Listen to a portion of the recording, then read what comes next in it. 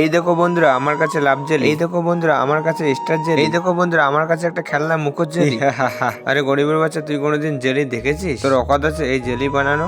এই মাইয়াটা তো আমাকে খুবই অপমান করতে। এই জেলি বানাতে কতগুলো টাকা লাগে তুই জানিস? কিভাবে বানায়? তোর অকাত আছে বানানো? যা এখান থেকে চলে যা।